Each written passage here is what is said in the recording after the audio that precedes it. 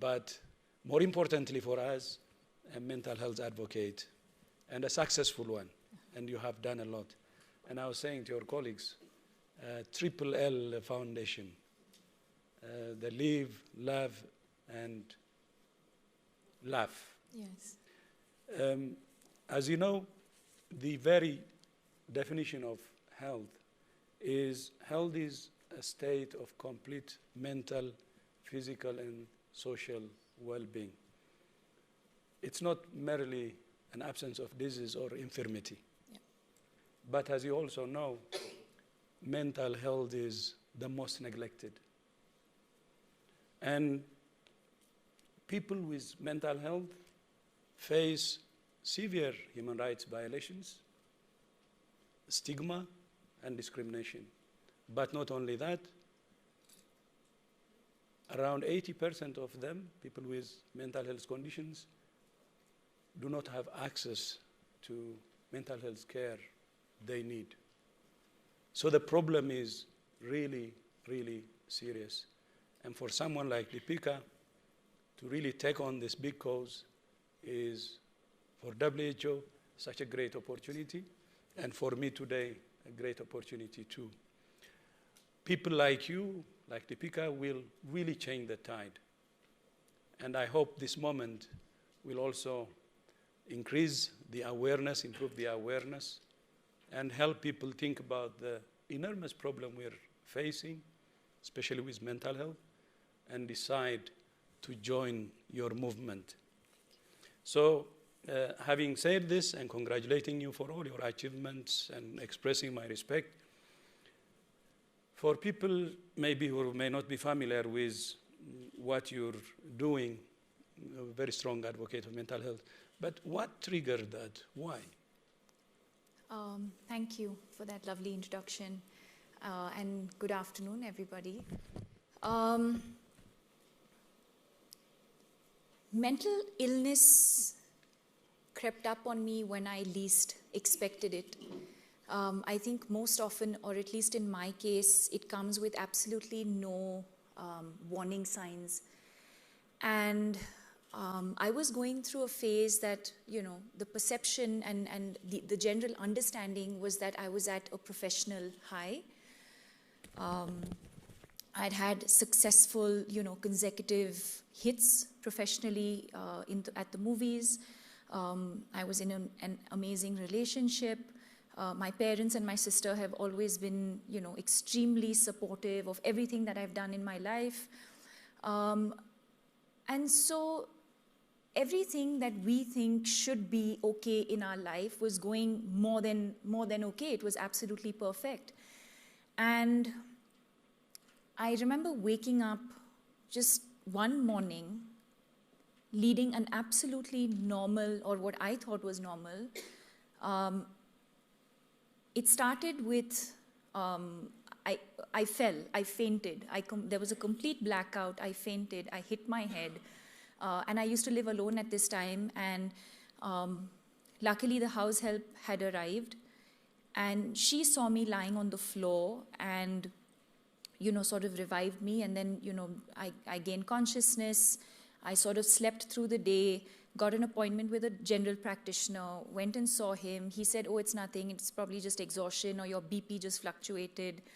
And that was it. That was sort of the physical symptom. But what I was also experiencing was this sort of hollow, you know, sort of empty, pittish feeling in my stomach. I would break into a sweat every now and then. I would just suddenly get into these sort of panic phases where I just felt like, you know, I needed to just get out and, you know, gasp for breath. And I would just cry, like out of nowhere. I would just break down and cry no one really had to say anything to me, or I didn't necessarily have to be in a specific place. I would just, you know, I could be in this room and suddenly just feel like I need to cry and express myself. You know, and then there were days when I just didn't want to get out from bed. I would just want to sleep and not wake up, because to me, sleep felt like my escape, and I felt like I didn't have to deal with the reality of what I was experiencing. I didn't want to eat. I didn't want to interact with anybody. I didn't want to, I didn't want to go to work. I'd lost, motivation with absolutely everything. And fortunately, my mother happened to be there a couple of months into this. My parents live in a different city, and they had come to visit. And I was sitting in their room, and they were packing up and ready to leave. And I had one of those moments where I was just watching her pack, and I suddenly I broke down. And she looked at me and she said, "What happened? Is everything okay?" And I said, yes, everything was okay, but clearly everything was not okay. And, she asked me the routine questions about, is it my relationship? Is it something at work?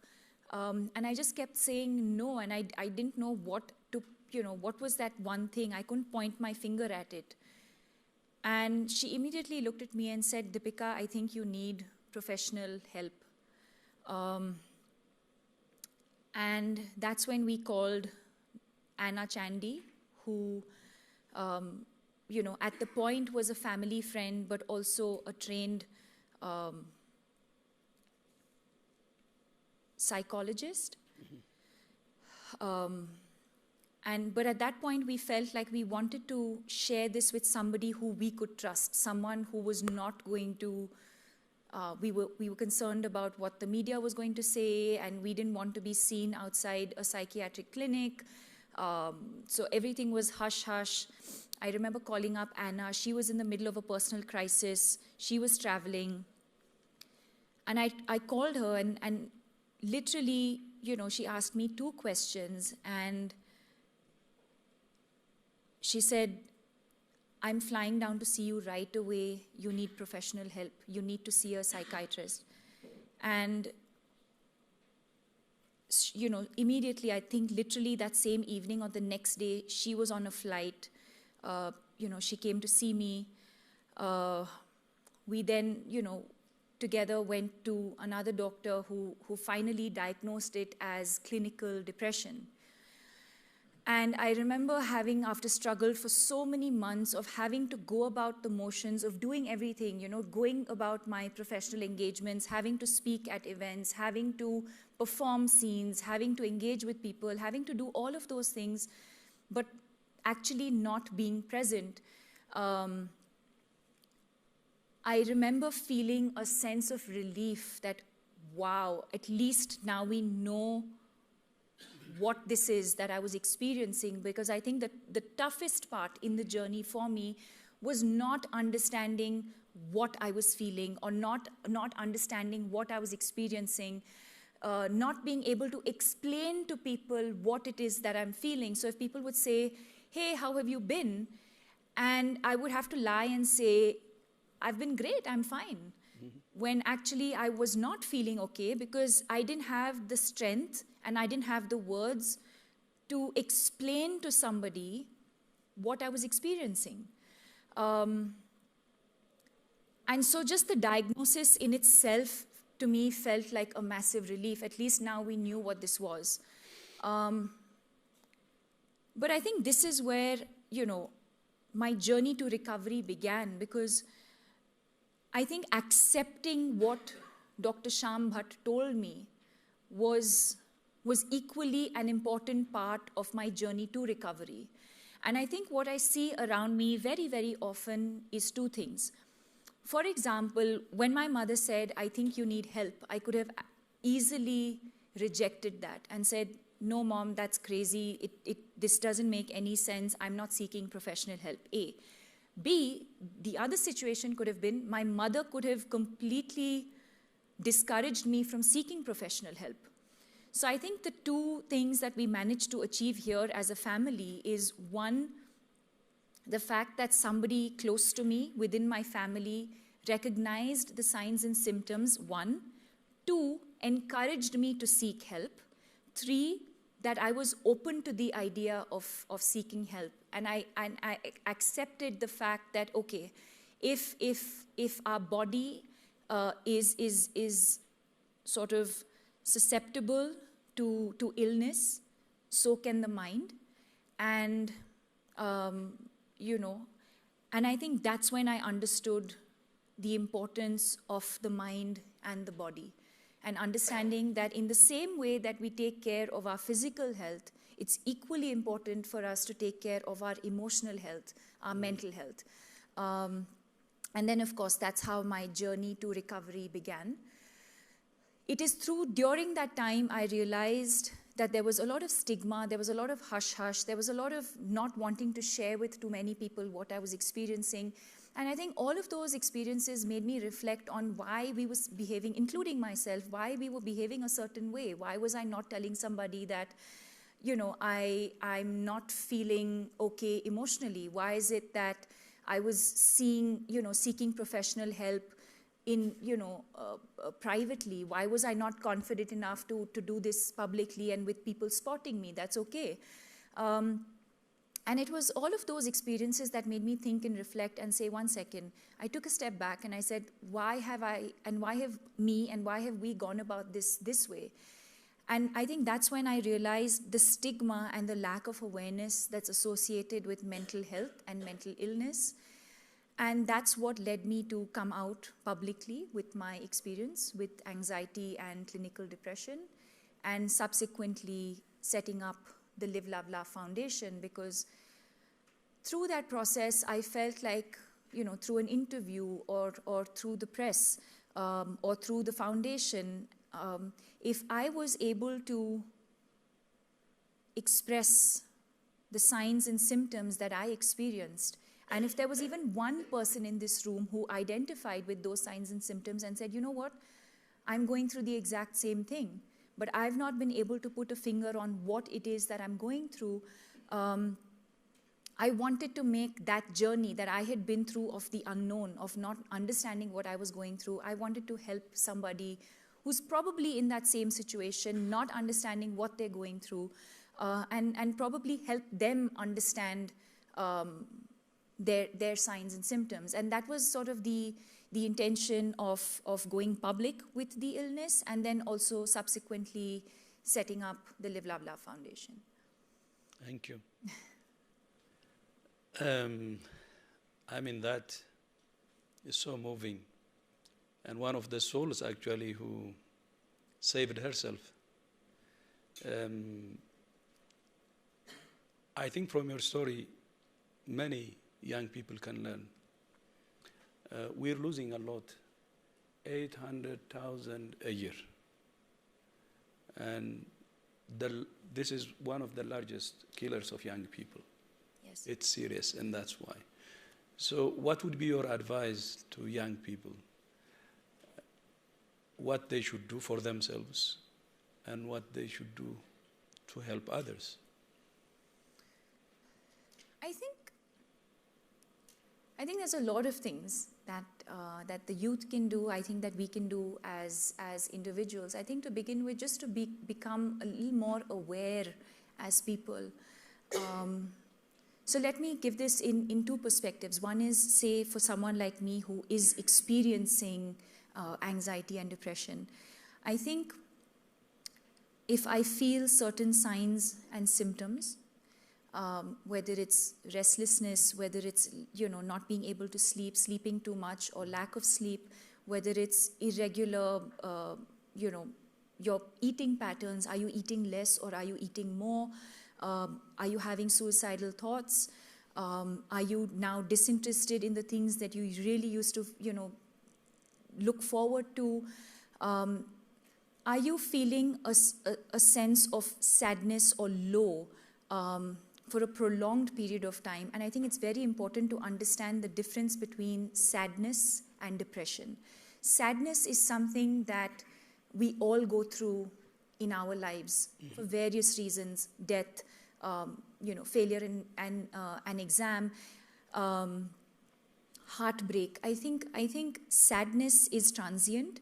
Depression is not transient. I think depression sort of lasts for a much longer period of time. And I think that's when you realize that, okay, this is where I need to share. This is where I need to express. So for someone who's experiencing that, I think it's important at that very moment to share with somebody that you're close to. It could be a friend, it could be a colleague, it could be a family member, it could be a sibling. But I think the first step really is to share with somebody around you how you're feeling. I think for people around, it's important to not just sort of dismiss it as attention seeking. It's important for us to feel empathy towards the person who's telling us something. I think we all have now a habit of asking each other how we're doing without really listening to whether we actually, if I ask you how you're doing, am I actually interested in how you're doing? And would you be vulnerable enough to share with me how you're doing? So I think all of those things, I think in the way that we engage with people on a daily basis, sharing with each other, understanding from each other, I think, and then of course seeking help. So it's important for caregivers to encourage those feeling certain signs and symptoms to seek professional help. There is a lot of stigma, especially in our country, especially in India, there is a lot of stigma with regards to seeking professional help. Parents do not want to take their children to counselors or to psychiatric treatment because they're concerned about what other family members will think. They're concerned about what society will think. And I think, I've come across situations where there are people experiencing mental illness who want to seek help, but somewhere the family is not willing to allow them to do that. And sometimes it's the other way around, where the parents want their children to seek professional help and the child is resistant to that. In my personal experience, I think acceptance of medication, I think for me, it was a combination. Again, I'm not someone who can, prescribe and say, yes, you should take medication, but I will say that in my personal experience, it was a combination of taking medication as well as lifestyle changes that have led to where I am today. But it is also a constant taking care of myself. It is an illness that can come back. So I have to take care of myself on a daily basis. The amount I sleep, what I eat, exercise, mindfulness, all of those things are things that I still have to do on a regular basis to ensure that I don't go back into that dark world and dark space again. Yeah, thank you. I mean, from what you said, you triggered something actually from your programs. They say more than just sad. Yes. And then you're not alone. Yes. It's not just the campaign taglines. Yes. But just wanted to know, what do you mean by that? For me, the message is so heavy. But I wanted to hear from you because you started it. So more than just sad is in the same way that I explained, that I think us trying to, as a foundation, explain the difference between sadness and depression. Sadness is transient. Depression lasts for, if you feel the signs and symptoms of that sort of heaviness lasting for more than 2 weeks is when one should ideally seek professional help. So that is, I think it's important for us to understand the difference between sadness and depression. You Are Not Alone is our campaign, but also something that I really, really believe in, and that's one of the things that organically came out the very first time I spoke about mental illness. I wanted every person experiencing mental illness to know that they are not alone. Because what happens is you always feel like you're fighting that battle alone. Because unlike other illnesses, unlike a lot of other illnesses, there are no obvious physical signs or symptoms. It's all in your mind most of the time. And so if I met someone who's sitting here experiencing depression, I most probably, unless I'm a professional, will not be able to tell in this room who is experiencing depression. And you sort of end up feeling like you put a lot of pressure on yourself and you feel like you're the only one going through this. It comes with a lot of guilt. You start feeling like you're the only one experiencing this. You start feeling like, why is this happening to me? When the reality actually is that, and the statistics vary, 1 in 3, 1 in 4, 1 in 5 people experience depression once in their lifetime. So you are not alone, is to reach out to people, to reach out to the youth, to reach out to adolescents and tell them that they are not alone in this journey. But if there's one message that I really want to drive home, is that there is hope. If there's one thing that sort of drove me every morning to wake up and fight the illness, is that I saw hope. I felt like, there were days that I wanted to give up, but I think somewhere it was hope every day that would push me to the next day. And I kept saying, okay, this is going to pass. This is going to pass. So, yeah. So why not, because of that, we ask one question. Either yourself, if you have experienced it, any mental health condition, a family, very close, or extended family, or friend, anyone who knows, starting from ourselves,